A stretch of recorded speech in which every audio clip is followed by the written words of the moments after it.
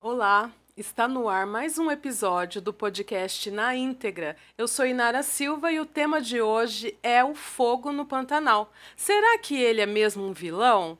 Sobre esse assunto nós vamos conversar com o professor Geraldo Damasceno Júnior, ele que é pesquisador e é integrante do Núcleo de Estudos de Fogo em Área Úmida da Universidade Federal de Mato Grosso do Sul.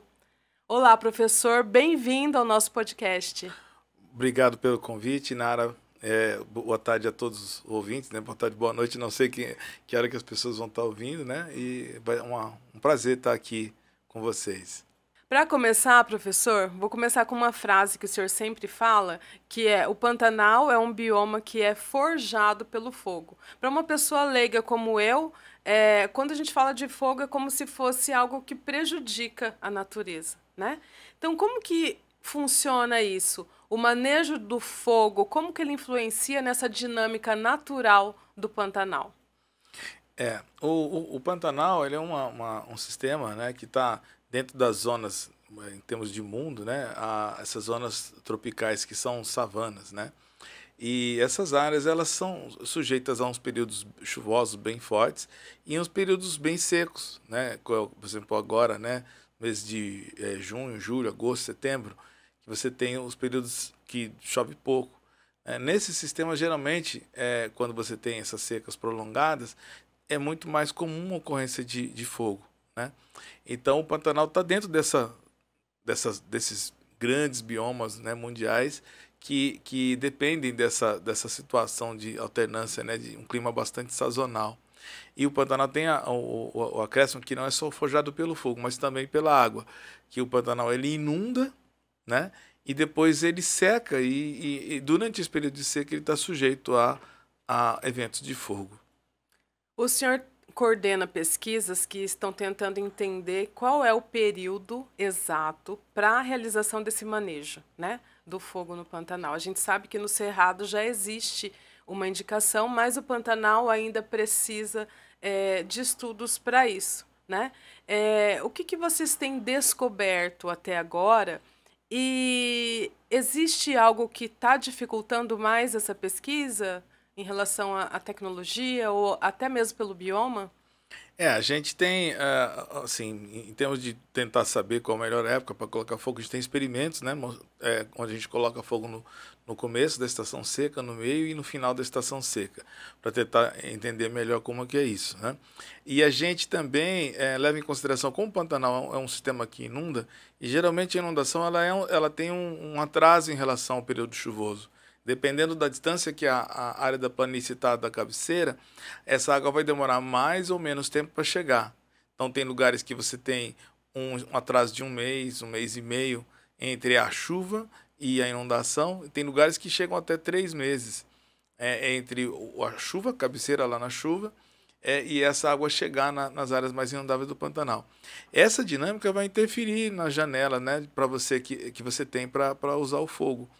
Então, dependendo pelas pesquisas que a gente está conduzindo, né, a gente observa que cada ano tem uma situação diferente, né? Então, tem anos, por exemplo, que você tem o Pantanal inundado durante o período seco, como a gente tem agora áreas ali na região do Pantanal do Bobrão, Pantanal do Rio Negro, que estão inundadas.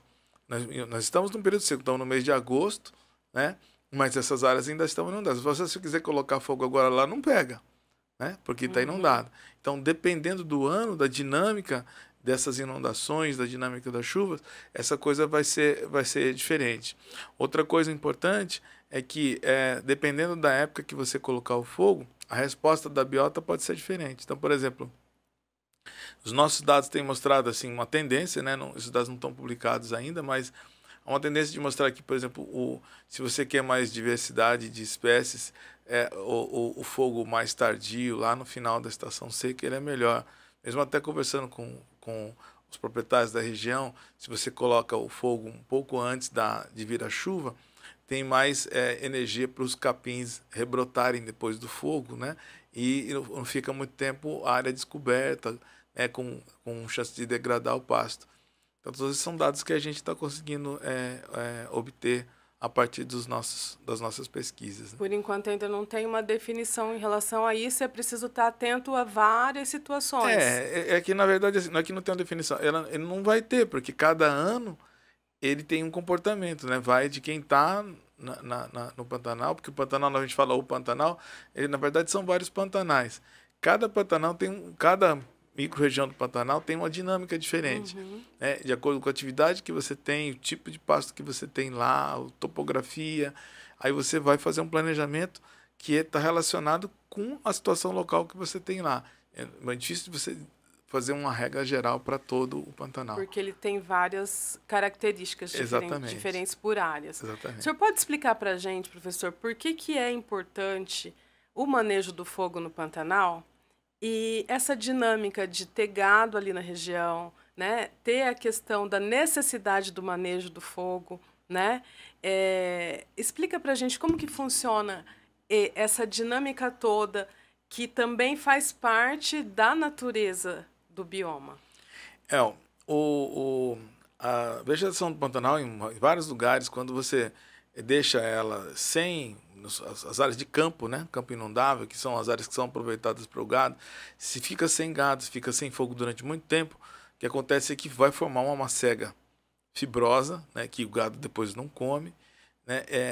Tem vários capins que, depois de muito tempo acumulando no ambiente, eles vão secando. Então, a proporção de matéria seca em relação à matéria verde, ela se torna muito grande, né? E ele se torna uma coisa explosiva em potencial, né? Vamos pensar assim, se qualquer acidente que acontecer de um fogo que escapou do quintal quando chega numa área como essa, ela vai proporcionar a ocorrência de um incêndio muito grande. Então, o manejo que você pode fazer de várias formas, né? Usar o gado, você colocar um fogo prescrito ali para evitar o acúmulo de grande biomassa, né? Essas providências elas vão prevenir a ocorrência de grandes incêndios.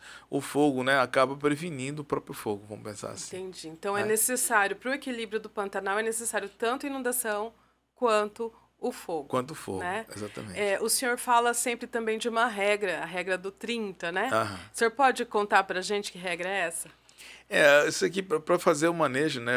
Isso é uma prática que eu aprendi com o pessoal que faz manejo de fogo, porque eu não sou assim, especialista em ir lá no campo colocar fogo, né? Quem faz isso são o pessoal dos brigadistas, né? O pessoal do Previfogo, o pessoal dos bombeiros, e eles sempre falam dessa regra do 30, eu aprendi com eles, né?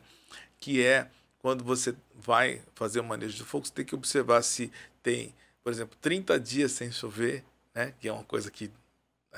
umidade relativa abaixo de 30, né? Vento acima de 30 km por hora. Né? Então, são características que, se elas estão combinadas, a possibilidade disso virar um incêndio grande, né? Temperatura acima de 30 graus, ela é bastante preocupante, né? Então, é uma regra para você, vamos pensar assim, quando você vai fazer o manejo, quando você vai usar o fogo prescrito, né? Observar isso aí. Além dessa regra do 30, né? Que mais que a gente precisa observar para fazer esse manejo? Tem algum centro de pesquisa que monitora algumas características? O Nefal tem alguns critérios que recomenda? Tem uma ferramenta desenvolvida pela Universidade Federal do Rio de Janeiro, parceria com o nosso projeto lá, com o pessoal da Wetlands também, que se chama CIFAL. É um sistema de inteligência do fogo em áreas úmidas. Esse CIFAL, ele tem várias informações que pode auxiliar o produtor rural, as comunidades tradicionais, no manejo integrado do fogo. O que ele mostra? Mostra nas imagens de satélite quais são as áreas que têm grande carga de combustível. Essa situação que eu mostrei para vocês, de ter um capim que está há muito tempo crescendo, sem manejo nenhum, sem gado, sem fogo, e tem uma biomassa muito grande acumulada e seca. Isso tem métodos de você conseguir identificar isso pela imagem de satélite. Então, essas imagens elas estão disponíveis para o Pantanal inteiro, através do CIFAL, que é um sistema que está disponível no site do IMASU. Né? E a partir desse sistema, quem vai fazer manejo integrado do fogo pode identificar na sua própria propriedade quais são as áreas que têm maior perigo de fogo, de incêndio, a partir da biomassa acumulada. Uhum. E existe tempo de recuperação dessa mata, né, desse bioma, quando ele passou por um incêndio? Por exemplo, as matas ciliares, elas demoram mais para serem recuperadas, né? Como que isso funciona ali na região? Elas têm uma capacidade de regeneração natural, mas tem casos que é necessário o cuidado de também investir num plantio? Então, tem tipos de vegetação que são mais sensíveis, como você mesmo citou, o caso das matas ciliares, são as matas que ficam na margem dos rios. Essas matas, elas têm, assim, são eventualmente mais sensíveis ao fogo. Quando o fogo pega ali com intensidade muito grande, quando o fogo é de grande intensidade, pode ser que ele queime várias árvores, mate várias árvores, né? Ou às vezes elimina a parte aérea dessas árvores, elas vão rebrotar a partir de sistema subterrâneo. Algumas dessas vão morrer, né? E morrendo uma árvore grande, né? Ou um conjunto de árvores grandes, você pode até ter semente que vai nascer de novo, ou planta que vai rebrotar a partir do sistema subterrâneo, mas elas vão demorar para conseguir atingir aquela estrutura que existia antes, né? Uhum. Então, como essa estrutura vai começar, às vezes, né, não necessariamente do zero, mas vai começar a crescer de novo, então leva um tempo para essas matas regenerarem. De uma maneira geral, essas matas se recuperam sozinhas, né? O Pantanal é um sistema que tem muita resiliência.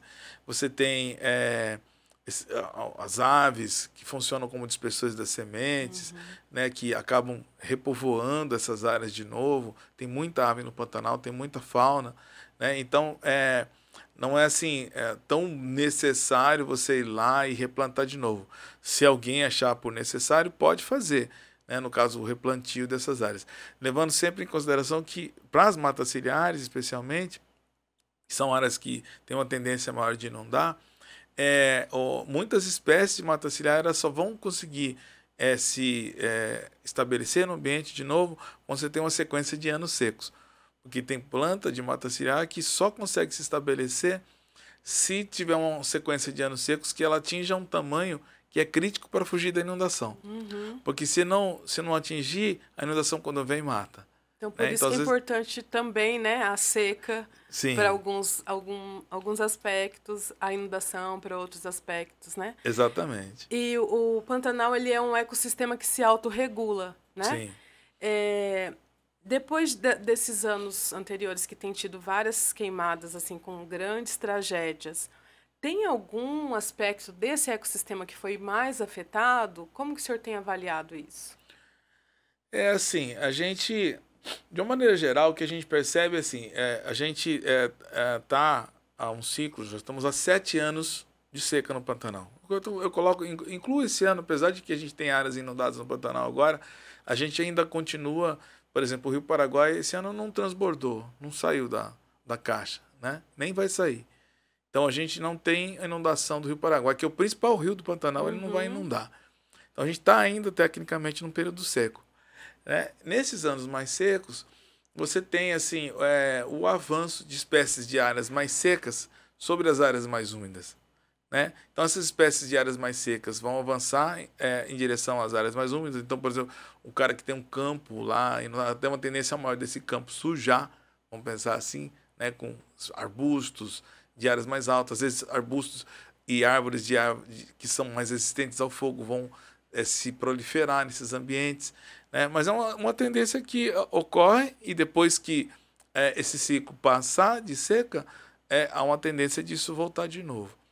Apesar que existem projeções dizendo que com essas mudanças climáticas, a tendência de seca em todos os nossos sistemas tende a prevalecer, né? uhum, Com a questão das mudanças climáticas aí.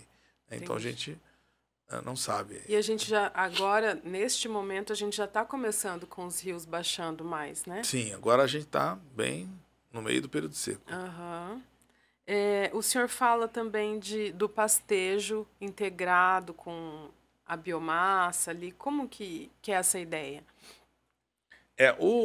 A questão do pastejo, né, com quem usa o pasto nativo no Pantanal, está usando basicamente a biodiversidade pantaneira para alimentar o gado. Então, isso é uma coisa que é bastante interessante, que a gente deveria se organizar, talvez melhor, para que as pessoas que fazem isso tenham um preço melhor pela carne que eles produzem, sem, vamos dizer assim, trocar a vegetação pantaneira por outra. É lógico que existe um manejo, é lógico que existe uma situação que a pessoa às vezes precisa limpar uma área ou outra e tal, mas limpa para deixar a própria vegetação nativa crescer, que escolhe umas espécies em detrimento de outras, né?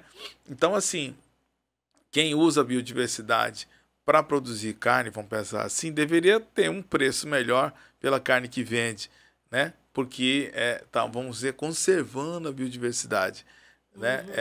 Com isso aí. Mas para você usar a biodiversidade nativa, né? O pasto nativo, não basta só você usar o gado ali para baixar o capim. Você tem que colocar fogo, porque às vezes você tem o capim vai ficando muito velho, ele fica, vamos dizer assim, fibroso. Várias espécies do Pantanal têm uma tendência de ficar bem fibrosas. E quando você queima, ele rebrota bem tenro, né? E aí o gado consegue comer melhor. Com uma qualidade melhor. Então, além de você melhorar a qualidade do capim que o gado come, quando você queima, você também às vezes elimina aquela biomassa seca que pode virar incêndio. Então, é uma coisa que serve para dois propósitos. Né? Mas aí o senhor está falando dessa pecuária que é extensiva, extensiva, né? Exatamente.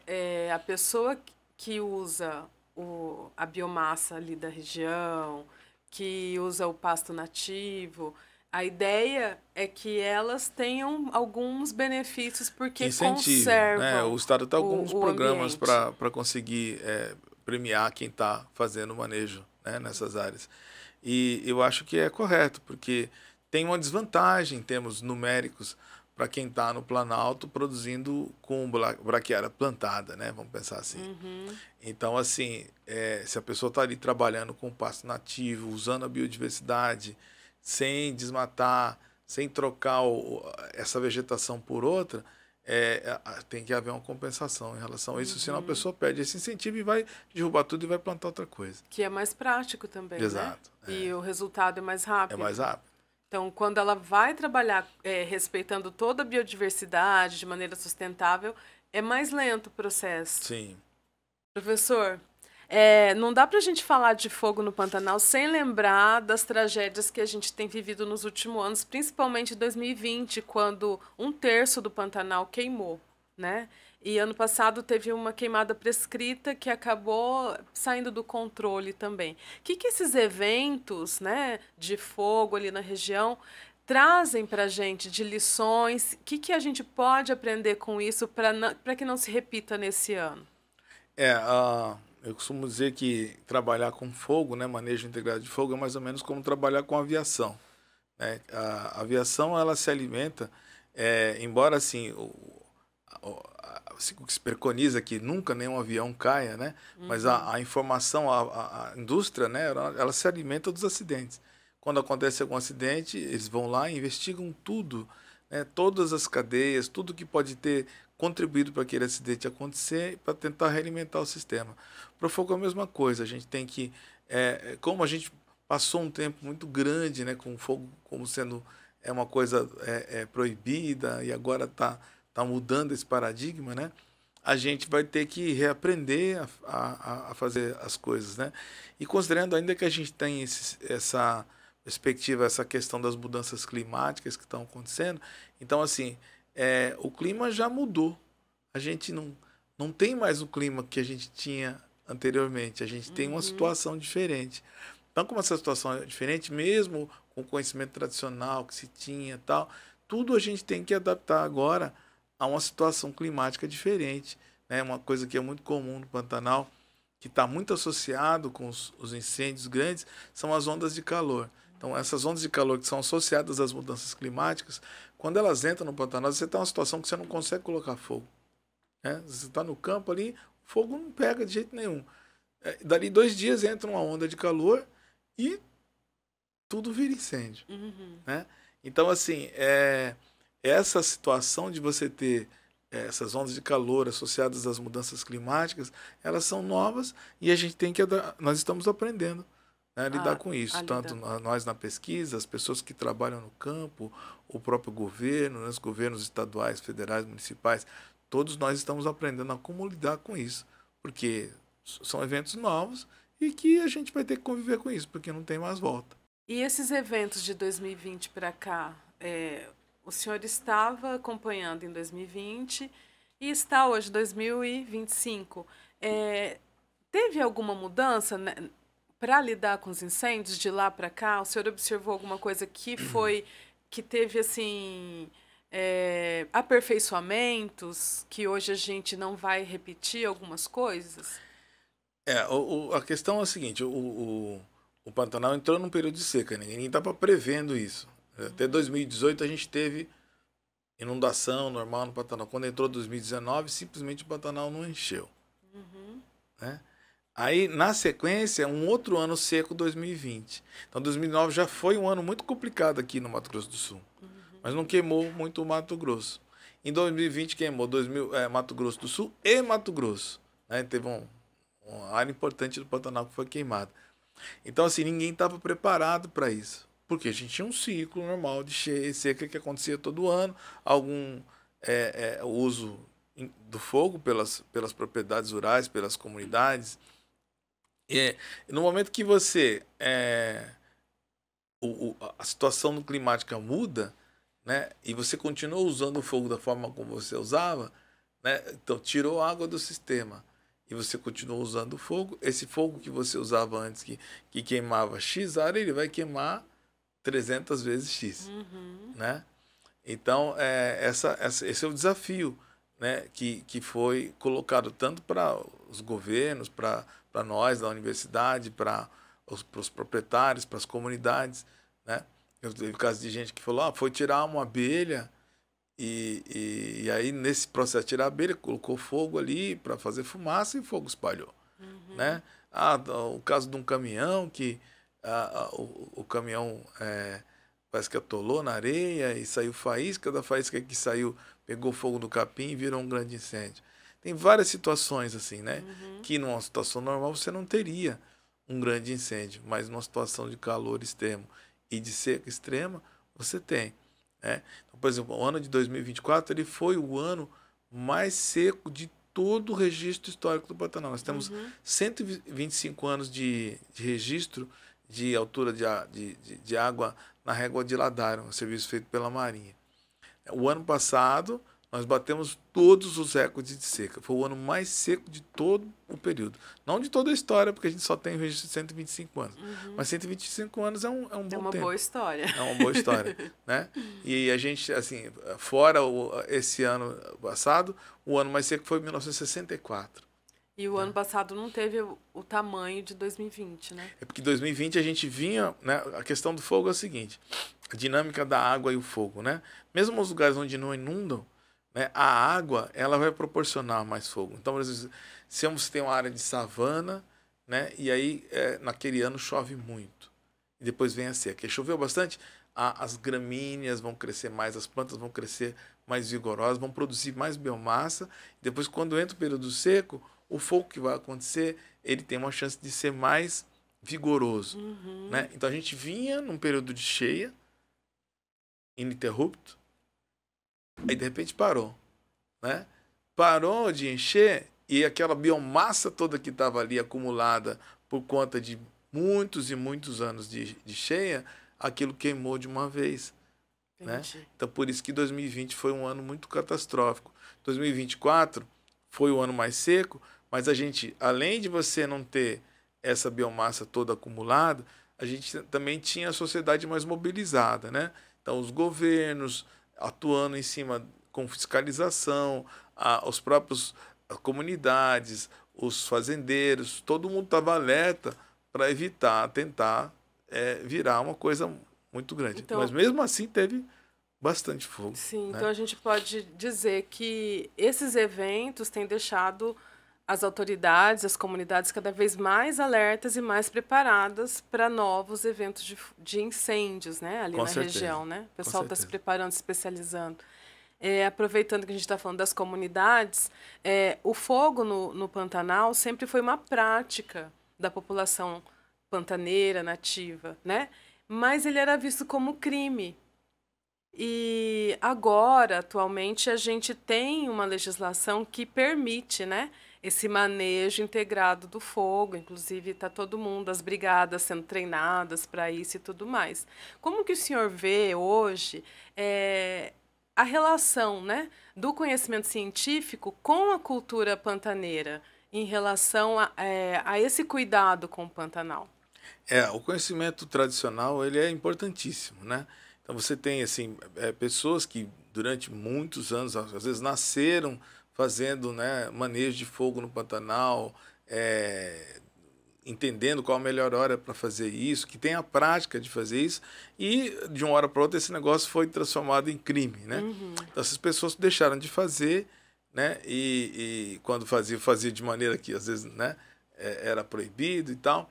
E com o retorno dessa política de vamos tentar entender, é um sistema que depende do fogo, não podemos deixar o Pantanal sem fogo e tal, como que a gente vai fazer isso? Às vezes, se você entrevista as pessoas que conhecem, né, esse manejo antigo, esse manejo tradicional, a gente pula muitas etapas de pesquisa. Então, a gente tem no nosso projeto equipes que estão trabalhando justamente em entrevistar as pessoas das fazendas, os peões, as comunidades, para entender como que essas pessoas manejam fogo, né? Isso é bastante importante, até fazer um apelo para quem for receber gente das nossas equipes aí nas suas fazendas e comunidades, não precisa ter medo de responder, porque o conhecimento que essas pessoas têm, né, é muito importante para a gente registrar, para a gente incorporar nas práticas, para a gente melhorar a questão da legislação de manejo integrado do fogo. Então, esse conhecimento é fundamental. Esse trabalho começou recente? Como que é isso, Ele professor? já está em andamento há algum tempo, né? A gente tinha dado uma parada porque tinha questão de autorização que a gente precisava resolver, mas agora está resolvido e ele está em andamento. E está percorrendo as comunidades Ribeirinhas, fazendas, assentamentos. para poder tentar entrevistar as pessoas. Bacana. Muito obrigada, professor Geraldo. Nós conversamos hoje com o professor Geraldo Damasceno, que é do Núcleo de Estudos do Fogo em Áreas Alagadas, né? Áreas úmidas, né? Da Universidade Federal de Mato Grosso do Sul. Obrigada, professor, por essa conversa que foi bastante interessante, né, e necessária. Muito obrigado, Inara, pela oportunidade da gente esclarecer o público a respeito das pesquisas que a gente está fazendo. E agradeço muito o convite, né? E um grande abraço a todos. Nós ficamos por aqui. Até a próxima.